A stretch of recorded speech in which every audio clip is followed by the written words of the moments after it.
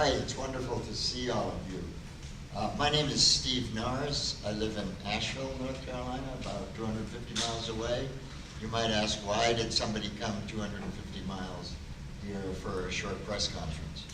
I came because, in my mind, this is one of the most important issues ever facing humanity and one of the greatest challenges ever facing the Earth.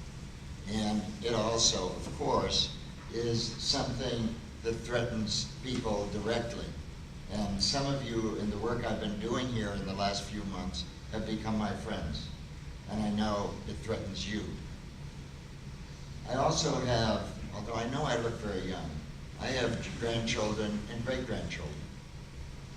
And I worry about what this planet will be like when my granddaughter, who was born last year, what it will look like when she is my age in 2075.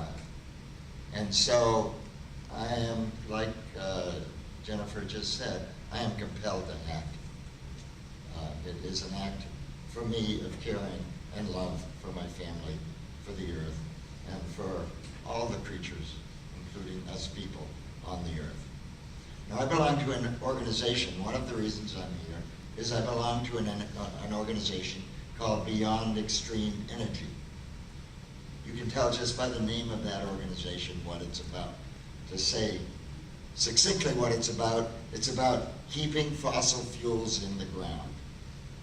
We must keep fossil fuels in the ground. They're doing, like Jennifer said, they're doing too much damage all the way from the extraction of them in communities in West Virginia, Pennsylvania, and elsewhere.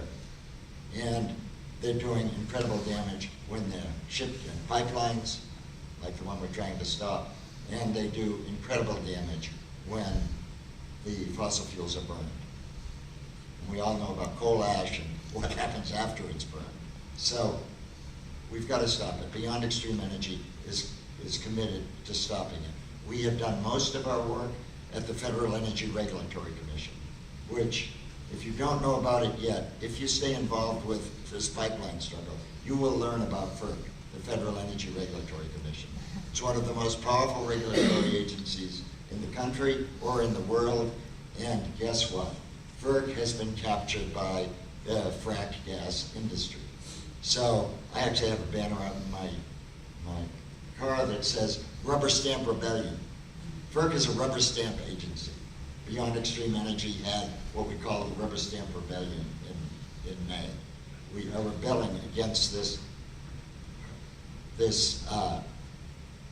unconscionable, illegal, and, in my mind, evil activity on the part of the Federal Energy Regulatory Commission.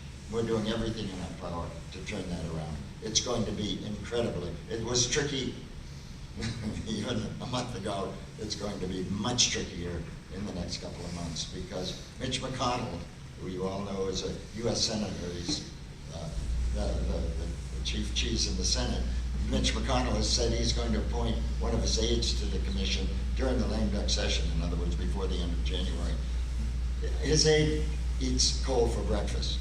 So this is what we're up against. This is what FERC's up against. This is what we're up against. I'm here because it is people like you, nobody else. I mean, there are other people around all over the country, all over the world, fortunately, but it's people like you that are gonna stop this. I'm wearing this, I picked this up this morning, I've forgotten where it came from. This comes from Massachusetts. Last winter, my wife and I and a bunch of other people went to Massachusetts and participated in a 3-day walk, and partly how we got the idea for the walks here, but a 3-day walk in, it was 20 degrees with a 30-mile-per-hour wind, and it was snowing. So it was a little tougher than what we're going to deal with on Saturday, regardless of what happens on Saturday. But in any case, we did this 3-day walk to raise awareness around a pipeline called the New England Direct Pipeline, which was going to go through Massachusetts and in western Massachusetts and end up in eastern Massachusetts. Guess what? This pipeline is not going to be built. The NED pipeline, Kinder Morgan, which was building it, wanted to build it, proposed to build it, got beaten by people just like you, who, when they started the fight, I'm sure they felt like, oh my God, what are we up against this monster corporation? They took it on, they won. We can do that here, we are going to do it here, and it's going to be people like you and lots of other people like you that's going to make this happen. So thank you from the bottom of my heart for coming here to help protect my granddaughter, for help protect this earth we live on, and all that we treasure. So thank you.